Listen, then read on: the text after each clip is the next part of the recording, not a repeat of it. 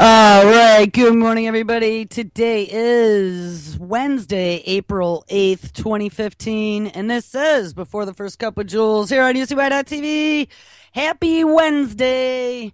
It is 38 degrees, overcast and raining here in upstate New York, which, hey, is much better than like 6 and snowing. So I am not complaining. The very, very, very, very last blob of snow on my deck finally disappeared. So I can be declared snow free. This is probably the first time since November we have been snow free. So that gives me something to celebrate.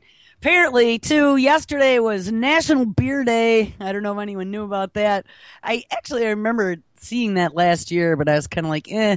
But this year, I definitely saw it and I was planning on it, and then I missed it because I took a very long nap off a short beer. But apparently, yesterday, April 7th, was the anniversary of the end of Prohibition. And it really isn't an official holiday, but it's something that the craft brew people, I guess, have been celebrating for a couple years now. And you know what? I think it's a pretty good idea. It would make a really nice national holiday, probably better than some of the other twanky national holidays we have out there that we celebrate. So I think I'm going to have to celebrate tonight, maybe in abstentia. Is that what they call it? I got to make it up. So yesterday, we spent an entire show talking about more crazy stuff. We did a lot in regards to just this whole setup that I see with using the fear porn, of course. And we know that. The fear, we discovered that a long time ago, and we knew that long before, but we looked into the biology of using fear as a control technique, mind control, brainwashing, and getting the masses to run into the corner huddling so then they stand there and beg for you for your saviorness. We see right now, and they just keep playing this over and over and over again, but it just depends who the players are this time. So this time it appears, yes, there was an Ebola resurgence, and I was right. The third country that I had mentioned yesterday, I guessed was Liberia, and it was. I thought that's what I had read. So as Guinea, Sierra Leone, and Liberia are resurging again, I believe Liberia is the one that they put back under martial law, like they did the first time, where they made everyone stay indoors for days on end with the quarantines to try to stem the outbreak. We talked about the super bug scare now that's everywhere, Shingella, this disease that had been known internationally, but it's spread everywhere. It's in 32 states. Holy shit! No pun intended. Or maybe it was. You have diarrhea and you could die. There's lots of intestinal bugs that can do that. I mean, obviously, if you don't get proper hydration and proper nutrition, if you lived in a third world, Shingella is probably going to be a lot more dangerous than here. They said it strikes a lot in like daycare centers and old folks' homes. Yeah, I mean, young kids and old people tend to have not as strong immune systems at times. So, I mean, it could be dangerous. Nothing to laugh at. I mean, anything like that is nothing to laugh at. But the fact that, I mean, Shingella isn't something new. Like I was saying yesterday, I read all about it when I bought that Sterapen for my shit at the fan kit like 6 years ago. So, I mean, I fully 100% was aware of Shingella, but I guess there's some big resurgence now across 32 states that's going to help cost justify the $1.2 billion that Obama has pledged to battling now super bugs that are resistant to antibiotics that, of course, is being blamed on us because we took too many of them, not on the farmers that had injected them into all the farm-farmed animals, factory farmed animals, or the doctors who misprescribe them. They also warn in the UK we have up to 80,000 people who could succumb to these antibiotic resistant diseases, as well as this adult national immunization plan. And we talked about that a little bit yesterday. And how interesting as this all comes together. Oh, yeah, and the big listeria outbreak, by the way, at the Bluebell ice cream facility. So, they're just putting this right into the front part of the dumb American public's minds to go, oh, you need to be afraid of something else now because you're going to die. You're going to die. There's too many diseases and we're not vaccinated. And of course, they've been ramping this up for a long time. They got everyone afraid now of anti-vaxxers. And see something, say something. I mean, it's such a perfect way that they do this. And I've said before, if this was all done by accident, and every time that I start seeing connecting dots like this, if this was all just by plain accident, I'd be, holy shit, look at how wonderfully these puzzle pieces all fit together. But it can't be. This is orchestrated. They look at what the red button issues are going to be to get you in the herd running for which door number A, B, or C, depending upon what the agenda is for this quarter. And apparently the agenda for this quarter, since the biopharma companies are now rolling in dough after they started their human trials for the untested Ebola vaccines after they scared us down that door, now biopharma is rubbing their grubby, dirty hands, and they are looking for profits for Q2. So it is all about getting you scared, getting the money flowing, $1.2 billion. DARPA jumped into the game. They're now looking for proposals from corporations out there to help them combat the superbugs. So all this money to be spent, all these vaccinations to be discovered, and all these vaccines to be given in the next few months. Cha-ching! Thank you for playing. You picked the right door. So let's continue a little bit, because one of the things that I mentioned yesterday, and we talked about this a few weeks ago, was we started comparing what is going on in the world of vaccination and drugs and disease. And we looked historically at the U.S. biological warfare program. And one of the things that we discovered in digging into Plum Island and some of the things that they did back in the horrific olden days when we kind of were allowed to use biological warfare is that they ended that program back in the late 60s and said that we were going to handle biological warfare from the defensive end and we were going to make vaccines to protect against it. That's what they decided to do. I call bullshit on that. Because if you really dig into the research, which we've spent weeks and weeks and weeks and weeks understanding how this RNAi works and how the microbiome works in humans and how immunity works and all of the crazy shit that they're doing, when we dug down deep into that, it became very, very, very clear to me that our biowarfare program never ended. It just got renamed. And now biowarfare is being done under the name of science. I mean, when we read about how they moved Plum Island to Kansas, to the University of Kansas, mind you, and they took it from a level 3 or a level 4 secure facility and they put it at the university while they're building the new Plum Island in the heartland in the middle of Tornado Alley. Yes, that's really bright.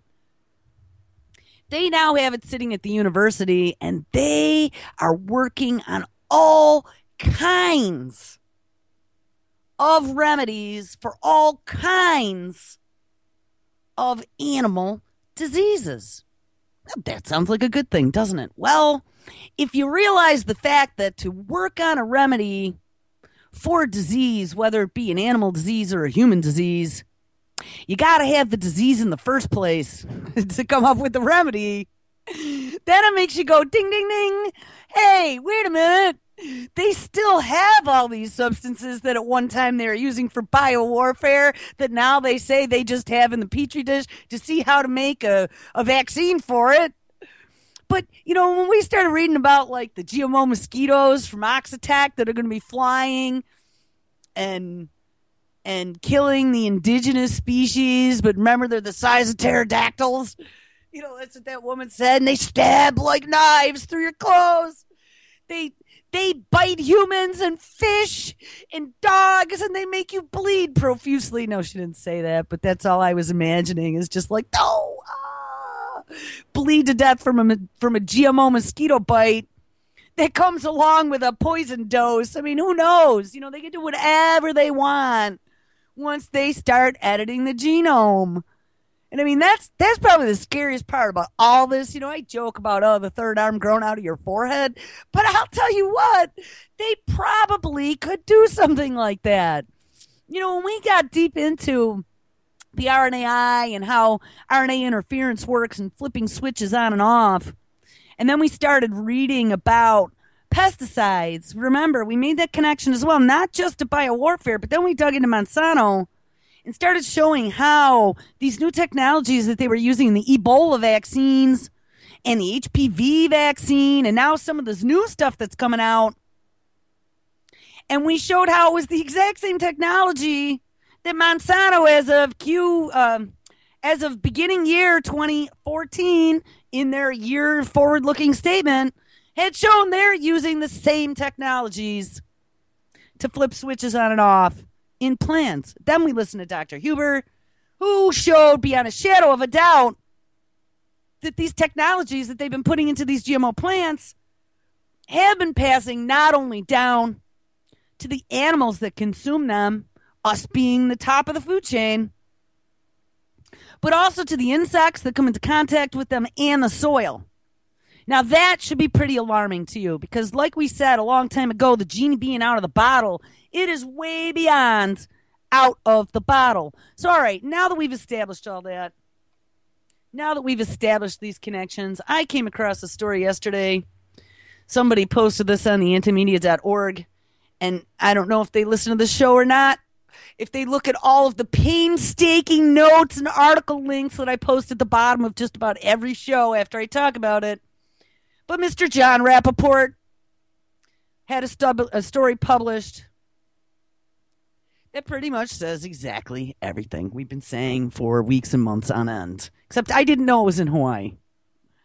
Secret biowarfare research in Hawaii involving Monsanto and Big Pharma with a question mark. Ding, ding, ding, ding, ding, ding, ding. Somebody found it. Here's a stunning quote from Sherwood Ross's 2007 Counterpunch article. It states, called "The Big Profits in Biowarfare Research, Corporate America's Deadliest Secret." Now remember, internationally speaking, we are banned from developing biological weapons, as are all other countries around the world. But if you're not doing it out in the flagrant open and you're doing it under the guise of protecting your country with anaphylaxis, which is what they want to do, by the way. You do know that Ebola vaccine now, in the countries where Ebola has died down, and they're still doing now live human testing with these, there were 4 or 5 different types of vaccinations from different companies that use different technologies. One of the things that they were working on was injecting a large part of the population, and I don't remember which African country it was, but it was one of the African nations where the Ebola had settled down, and they were doing it to see if it would act as an anaphylaxis to prevent future infections of Ebola. Well, put on a seatbelt because, I mean, when we were kids, the childhood immunization schedule, and I don't know the numbers off the top of my head, but it wasn't a lot. We had like 12, 13 vaccines that were all for the basic things. They had already gotten rid of the live polio, you know, because the generation before us, a whole bunch of people got the polio virus. My father's cousin being one.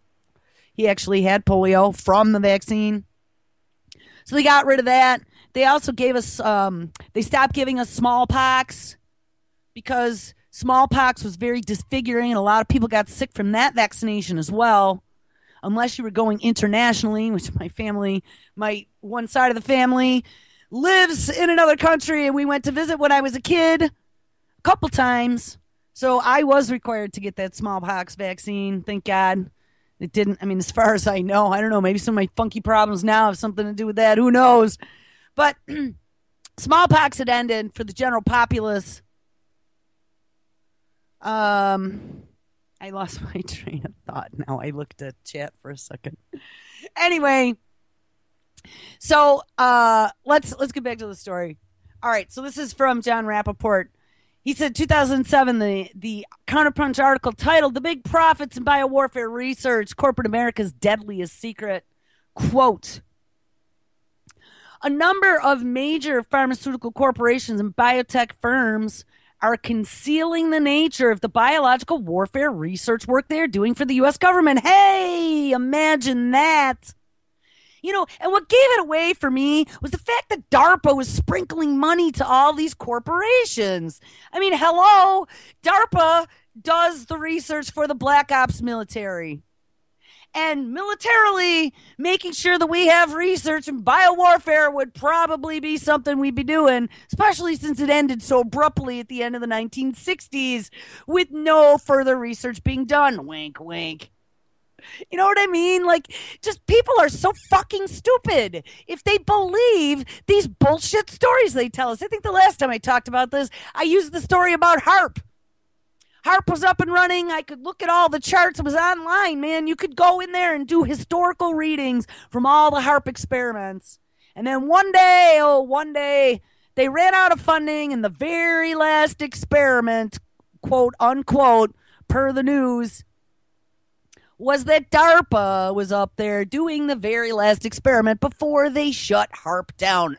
Now, anybody who believes that HARP got shut down needs to go get some, I don't know, some sort of therapy, I think.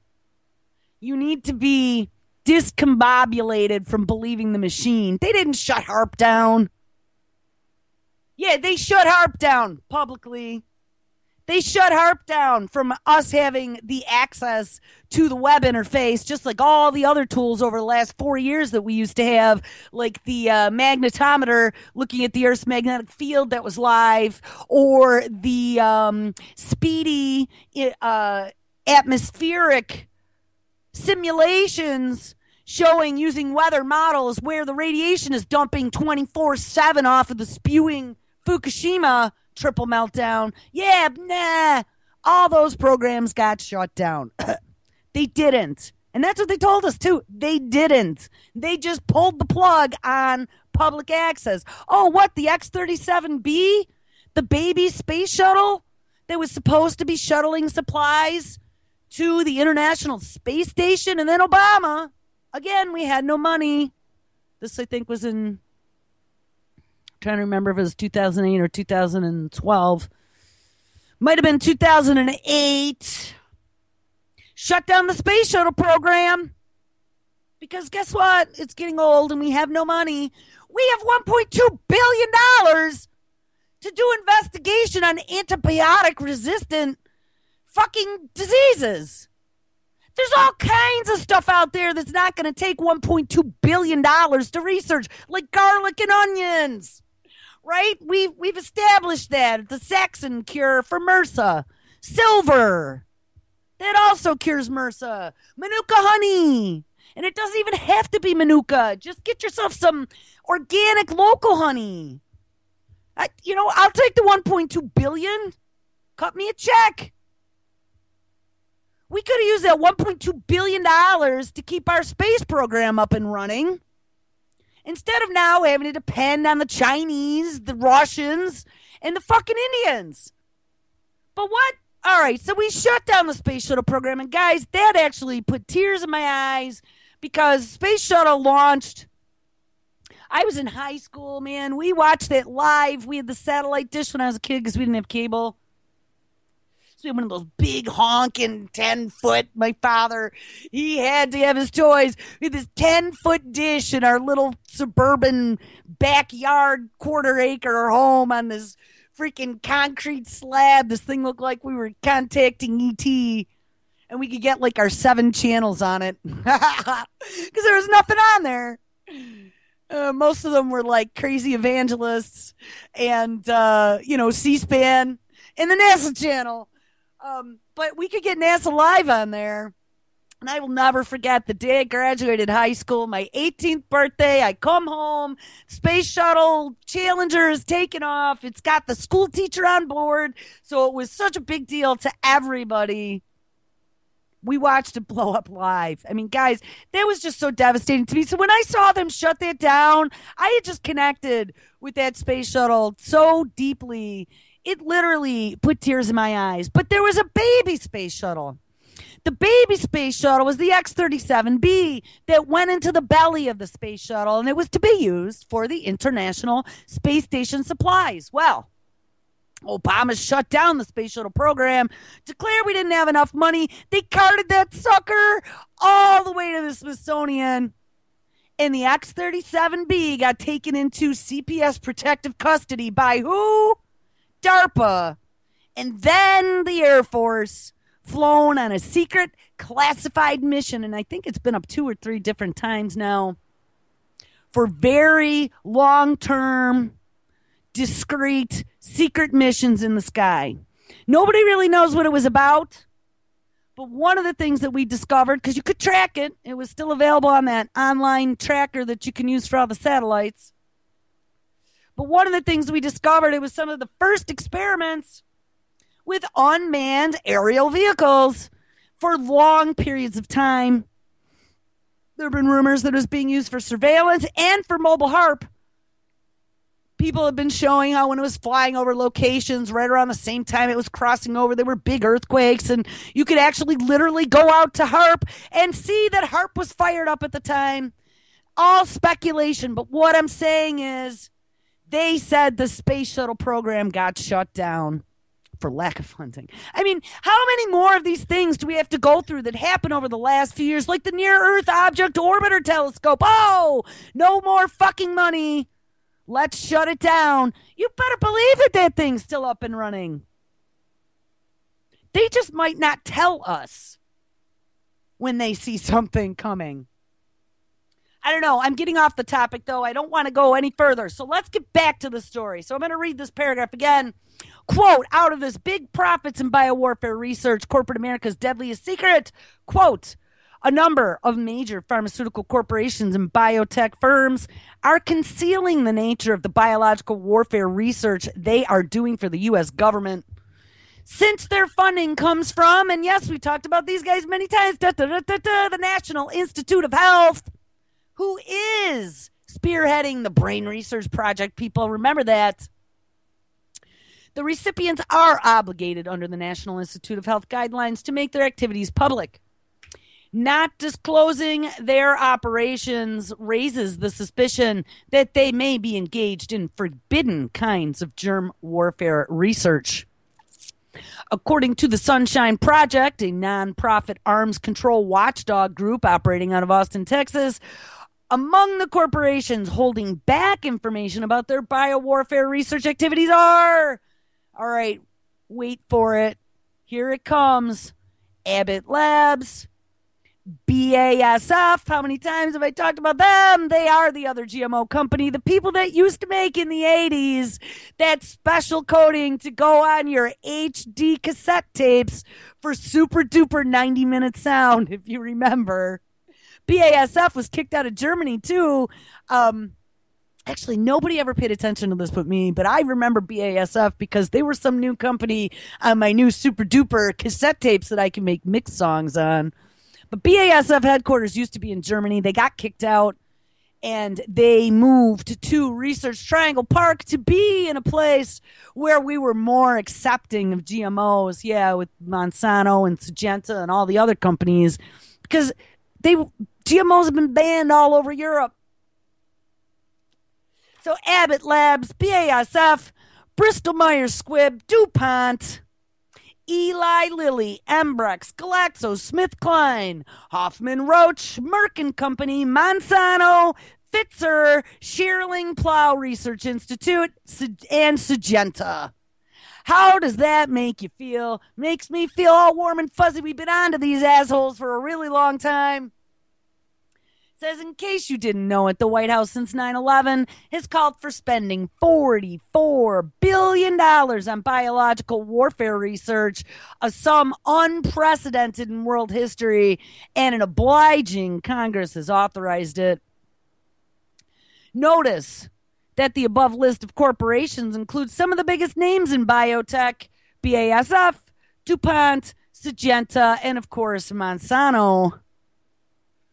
Where is Monsanto now carrying out biowarfare research? Well, we know that one of the most important GMO pesticide experimental units is located in Maui. I thought they just killed them being able to do any GMO in Hawaii. So let's read the rest of this. I want to dig into that.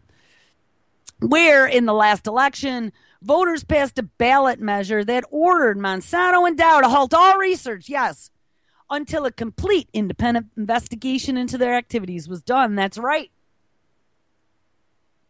The ballot measure was aimed at disclosure for all Monsanto experimental activities in Maui County. In the wake of the vote, all hell broke loose. The county government of Maui, representing its own citizens, refuted the vote and suspended it. Oh, I didn't know about that. Representation became outright betrayal. Maui County government joined with Monsanto and Dow in suing to block and to nullify the vote, and that is a very serious move. The case was kicked up to the federal level, and 2 federal judges have since taken charge. The first, Barry Curran, a biotech supporter, made a few preliminary moves, and then he stepped away, appointing in his stead Susan Oki-Malaway. It was pointed out that Judge Curran had a major conflict of interest because his wife, Faye, had served on the board of an environmental group that had, a quote-unquote, environmental group that had taken a $10 million donation from Dow. And don't think that that isn't where some of this Frankenstein science is coming from, saying that GMOs are absolutely safe and refuting some of the counter research that has come out showing, grapefruit-sized tumors in rats et al. Holloway, the second federal judge, has done nothing but delay a ruling, absurdly citing possible state legislation that could resolve the situation. Since when does legislative consideration of a bill that doesn't even stop a judge from ruling on the criminal nullification of a legitimate popular vote? And that is true. Since when does a judge with a nudge and a wink practically ask for a new law that would support Monsanto and Dow and destroy the legitimacy of voters' voices? There is a mad rush now to destroy the voters' demand for disclosure of the Monsanto-Dow human experimentation on Maui. Biowarfare research potentially involving genetically modified organisms would certainly rank as experimentation. And I mean, we've been saying this. It absolutely is. And especially when we start looking into not just human experimentation, but what it is doing to the rest of the food chain, the insects, the soil, the animals. Guys, this is genocide on a global level by these fuckers. All for profit, all for control, all for getting their patents on everything, and then they can make it do whatever they want. Hey, you know what? Those people down in Texas have always been known as a revolutionary sort. So you know what? We're going to make sure that when we're making corn for Texas, we're going to flip an extra switch or two that'll affect their dopamine levels or their adrenaline levels. You know what I mean? Like, literally, we are at the point of gods where we can influence biology and make it do what we want. Sometimes, unpredictably so, which is where we're at right now. Mad science gone mad. That's why this human experimentation without your consent is such a big deal, because remember, it all comes down to R&D, research and development, line item on the budget. The more you spend, the more profit you're wasting, and the more the stockholders bitch. So if you can get rid of that $10 billion line item for fiscal year 2015 for research and development and make it, let's throw a nice token $100,000 out there just so there's not a zero. And the rest of it's free. And we've established now over and over and over and over and over again, historically speaking, in the United States, that there have been many experiments, and not just in this country, but us responsible for it, many experiments that they have done without consent of people. That one, I think it was like $1 billion lawsuit now that's going on against Johns Hopkins University from the people down in, which South American country was it? Brazil? Argentina? One of them. For the STD study that they did without them knowing. But I mean, we did that whole, there were like 12 horrifying human experiments over the last 100 years that have been done without consent that our government had done on people to see what would happen. Let them think that they were being treated for something and being diseased with something else and getting placebos. So they weren't being helped at all. They were being poisoned and then observed like a rat in a maze. All right, let's get back here. I don't even know where I ended up. All right, there's a mad rush to destroy the voters' demand for disclosure of the Monsanto Dow human experimentation on Maui. BioWarfare research potentially having genetically modified organisms would certainly rank as experimentation. Is this part of what Monsanto is so afraid of? The revelation that beyond the new use of these toxic pesticides and new GMOs in the open-air laboratory of Maui, their biowar research activities would be exposed? Well, there is only one way to find out. Certify the legitimate Maui vote and immediately open up all the Dow Monsanto facilities for independent, rigorous inspection. Do you think you're going to get that? Because I'm going to say no.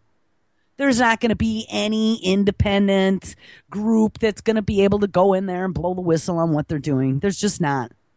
Because those people will, have seen something so horrific that they tied their hands behind their own back, shot themselves in the back of the head, and then jumped off a bridge.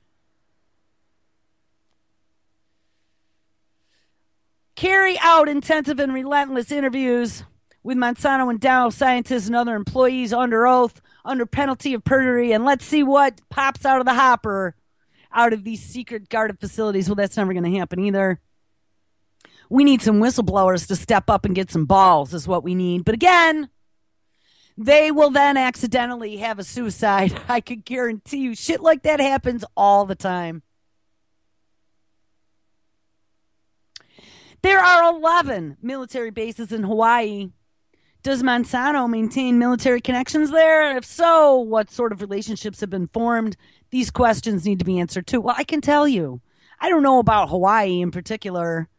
And I don't think it's just in Hawaii, Mr. John Rappaport. I think you need to dig a little bit deeper because this is happening across the board. And it's been going on for a long time. I mean, the fact that Agent Orange, which at one point, it's a defoliation agent. But then, of course, they used it in the Vietnam War. I mean, that's got to tell you that there were still connections then, right? Don't think that ever ended just because it was declared that we no longer do biowarfare. And as John has written before, the Maui ballot measure was not about commercial GMO pesticide farming. Its unequivocal language focused on human experimentation, secret experimentation, blocking it and investigating it. Well, I mean, it is human experimentation. We already know that. Everything that's going on out in the open right now with your children consuming this shit and these blossoming diseases that are happening everywhere. And we've gone through the absolute 100% connections between all of these Western diseases and glyphosate. I mean, don't make me repeat myself for the 10,000th time. All right. There's about 8 weeks of shows that probably just about every other show I hit on the connection. Go through and do your research. It's all there. It's all been proven way more to my satisfaction than I ever needed it to be proven. 2 federal judges mentioned above has studiously ignored this fact, pretending the issue at stake is standard GMO pesticide agriculture. Likewise, Monsanto, Dow, and the treacherous Maui County government have gone along with the charade because they know the voters' case can be won, and if the experimentation issue takes front and center. full disclosure, could sink Monsanto and Dow. Well, and how interesting, too, that it's taking place on the big island of Hawaii. The birth certificate issue, wink, wink. The woman who verified it, of course, we never got to see the real thing. And then she was the only one who died in the plane that went down. If you remember that back a few years ago, right after Granny died, right before somebody was sworn into office. Yeah. So, I don't know. Take that for what it's worth. I just thought it was interesting that it was something that we dug up a long time ago, and now apparently somebody is putting two and two together going, holy shit, it's the BioWarfare program. Well, no kidding.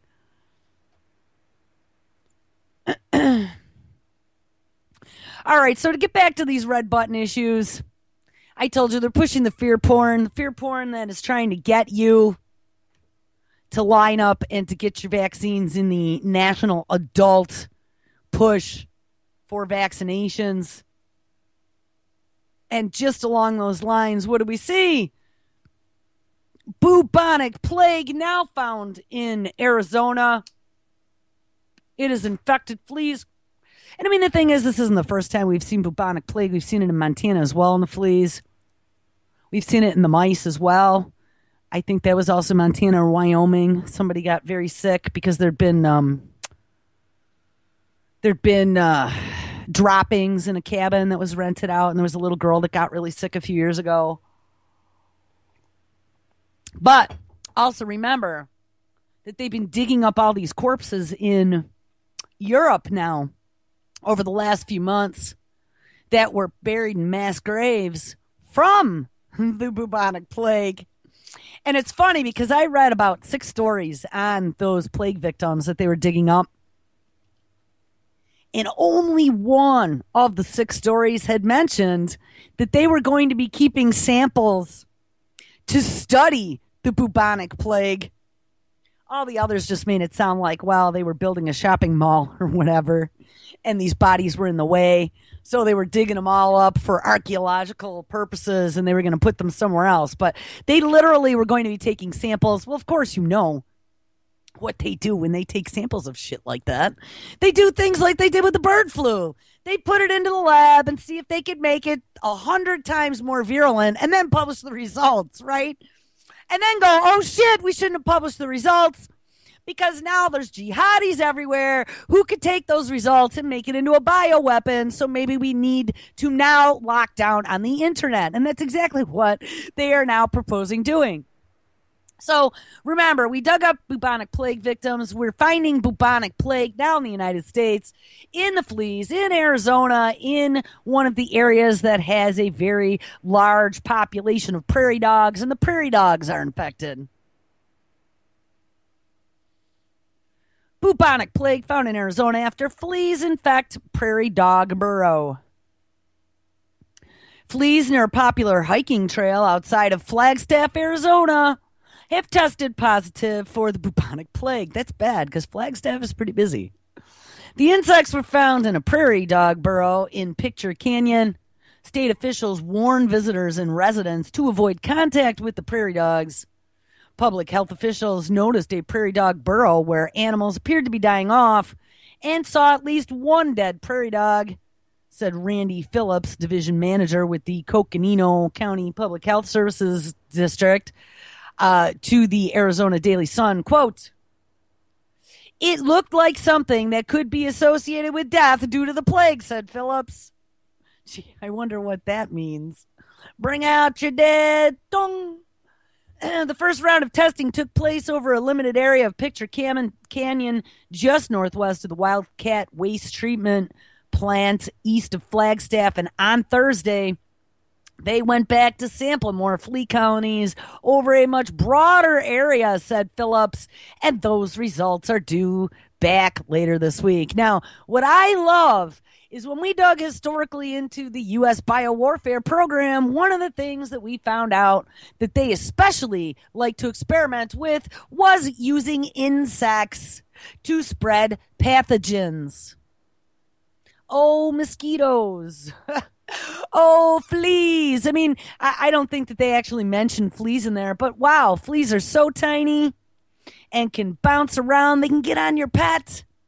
They can get into your homes real easy. They can get in your hair. They can travel home with you. Fleas would be a great way. Wonder if they're working on a bubonic plague vaccine. That would be something to do for a homework assignment. Let's see whether or not one of these pharmaceutical companies or DARPA is putting money into bubonic plague.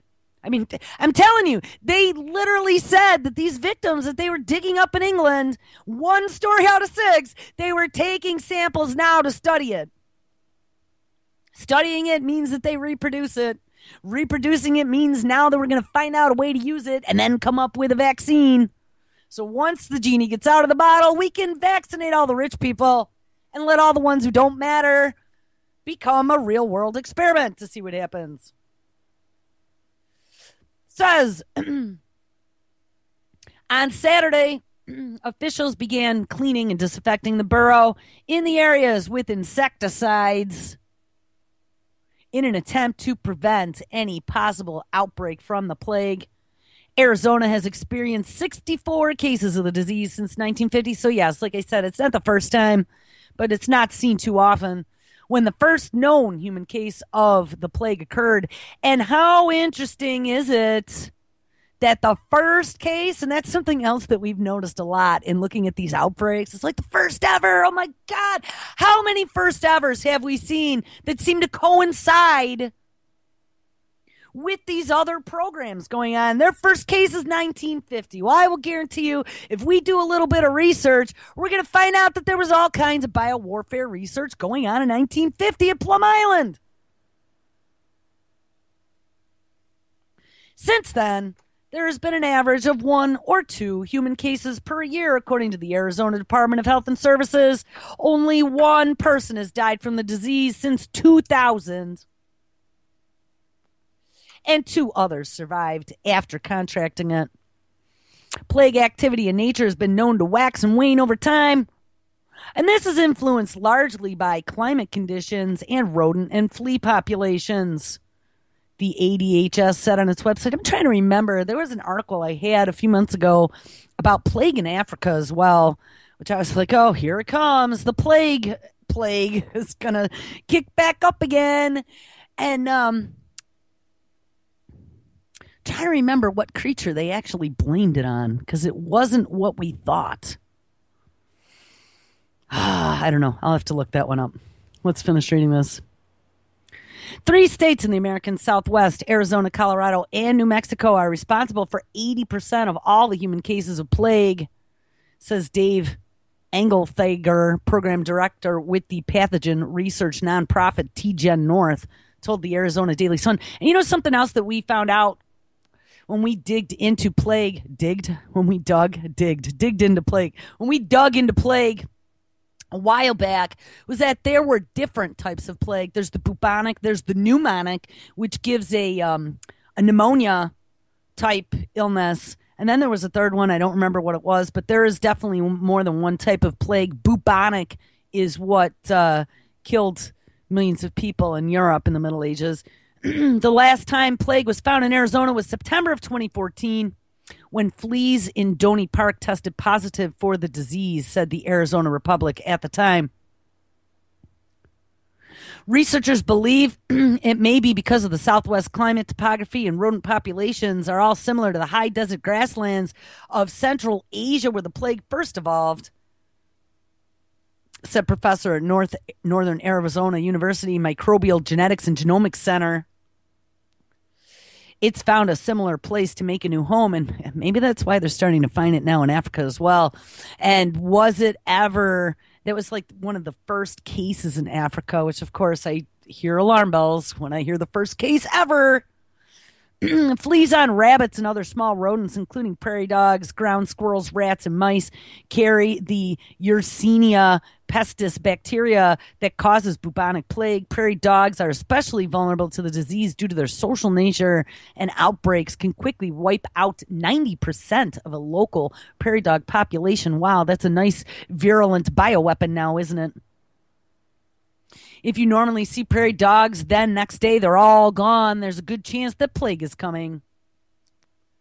Humans usually contract the plague after being bitten by a rodent flea that is carrying bubonic plague bacterium or handling an animal infected with the plague, according to the U.S. Center for Disease Control and Prevention. And what's interesting about this is that these diseases that then can infect animals, if you remember back to Ebola, there were a couple pet dogs that were destroyed when their owners were suspected of having the Ebola virus because they said that the dogs could carry it as well.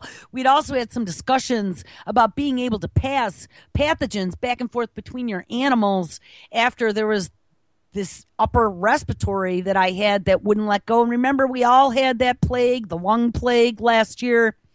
And I will tell you 100% beyond a doubt, I passed it between myself and my cats. I think I caught it originally from one of my cats, and then my other cat got it after I got it, and then we passed it back and forth.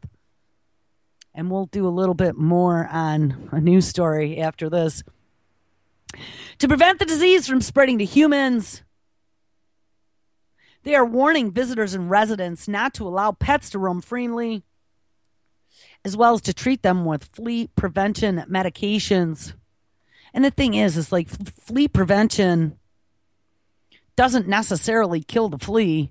I mean, a lot of the stuff that I remember, and I don't treat my animals for anything like that anymore. My animals don't go outside so they don't get fleas. But back in the day when we didn't know any better and we used to use that stuff that you put right at the back of their neck that got into their skin, that doesn't necessarily kill the fleas immediately. What it does is it stops the fleas from reproducing. So, unless you do a flea bath dip, which has insecticide in it. And I mean, how can that be good for you that it's absorbing into your animal's skin and their bloodstream and your skin and you're breathing it? I mean, it's just so fucking toxic.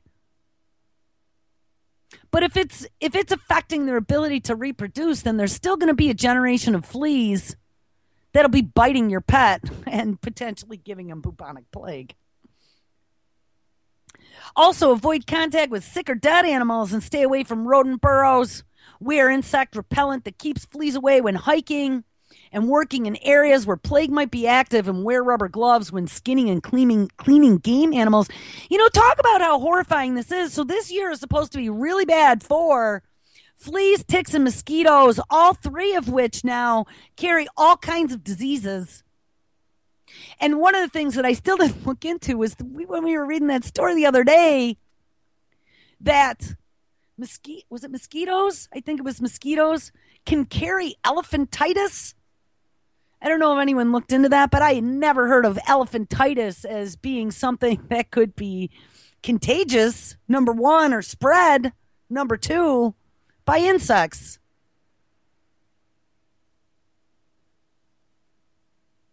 I guess I always assumed elephantitis was a genetic defect. So I'll have to look into that too. Today, modern antibiotics are effective in treating plague, says the CDC. However, the disease can cause serious illness or death without prompt treatment. What do you want to bet? Let's make a rolling bet here, probably within the next year, since we've dug up 1,300 plague bodies now that we're playing with in a laboratory. What do you want to bet? Oh, and there's $1.2 billion on the table for research for antibiotic-resistant illnesses. What do you want to bet within the next year there's going to be an antibiotic-resistant plague? Ha! But wait, antibiotic-resistant bubonic plague. Let's watch and see. All right, last paragraph. Plague symptoms include fever, headache, pain or swelling in the groin, armpit or neck area, weakness, and occasional nausea. Symptoms appear within 2 to 6 days after exposure. So there you go. Plague is alive and well again. It's got to make you feel warm and fuzzy. Get ready to step right up for your future plague inoculation. It might be one of these days. It sure might be. All right, so after all these warnings now about how we're just going to have all these antibiotic-resistant pathogens out there that we need to spend all this money on, does the UN come out yesterday? Oh, yes, they did. Ebola-like outbreaks to become more frequent in the future, warns the UN. Well, how the fuck would they know that? Oh, yes, the Ebola crisis has created more than 25,000 orphans in little over a year in Sierra Leone, Liberia, and Guinea. And yes, my little brackets. So we now have all these human tests that were never, of substances never approved in humans. But because we had this created emergency, we now are making money hand over fist. The UN Secretary General, Ebola specialist, did you know we had one of those? David Nabarro warned on Sunday that, oh, yes, of course, because of climate change. Ding, ding, ding. Press the red button for the dumb people. Yes, climate change is causing all of this. Outbreaks like Ebola could become more frequent. Nabarro told the British newspaper, The Independent, that diseases which can be transmitted from animals to humans were a local and a global threat to humanity. Almost 10,500 people died from the recent Ebola outbreak, the vast majority of whom were in Sierra Leone, Guinea, and Liberia, and the disease is believed to have come from, yes, the one infected bat in the fruit tree. And we found the tree. But we didn't cut it down, don't worry. Because, you know, we want to conserve our trees, but there were kids playing around that tree. When they said they found the tree that the infected fruit bat was in that caused the whole epidemic, that was the day that I was like, wow, anybody who still believes this whole orchestrated fear porn really deserves everything they get.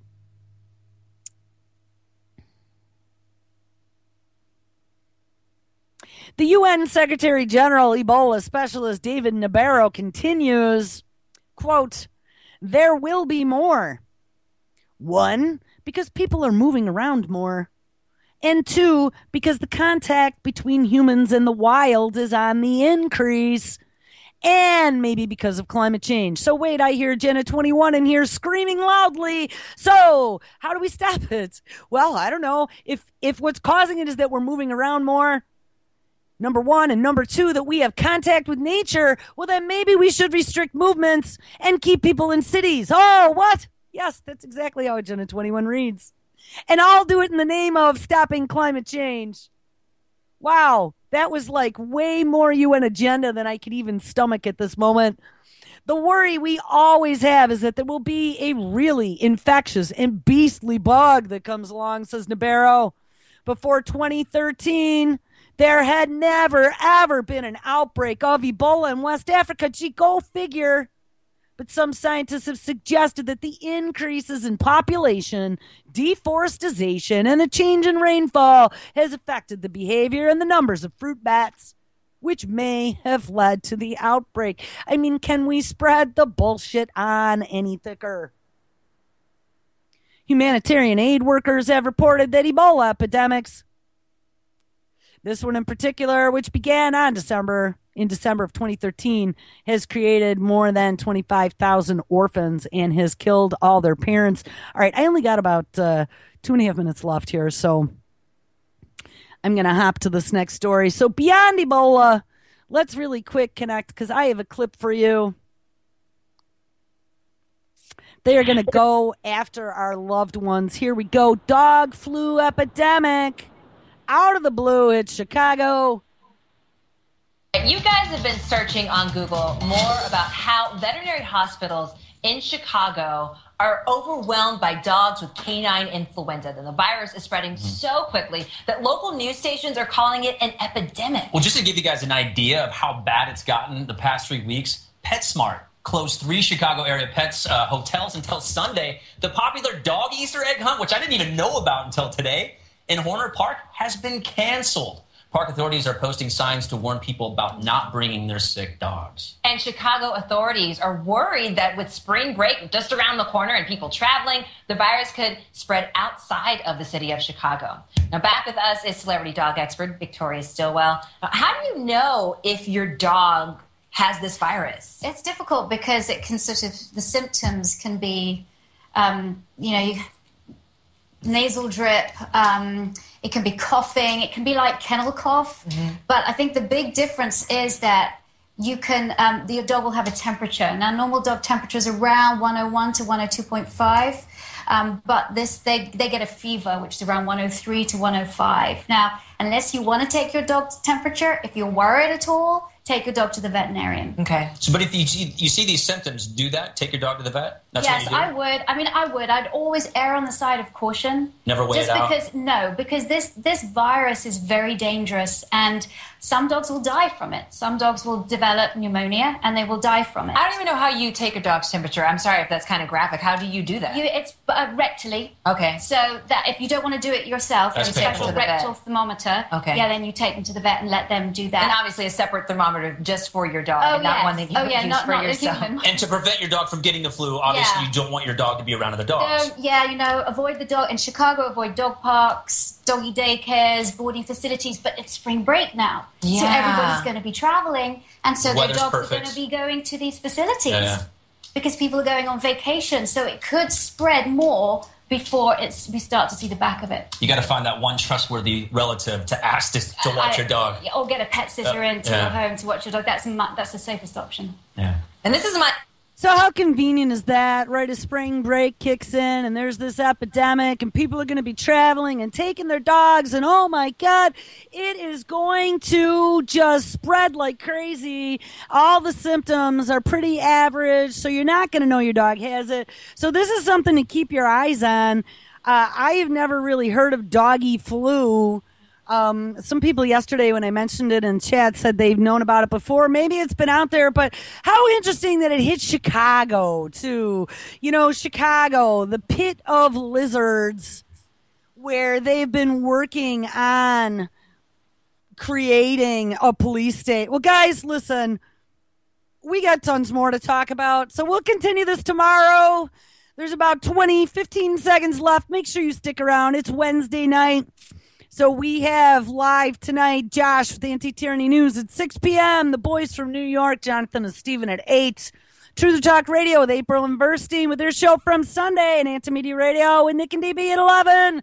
All right, guys, everyone have an awesome Wednesday.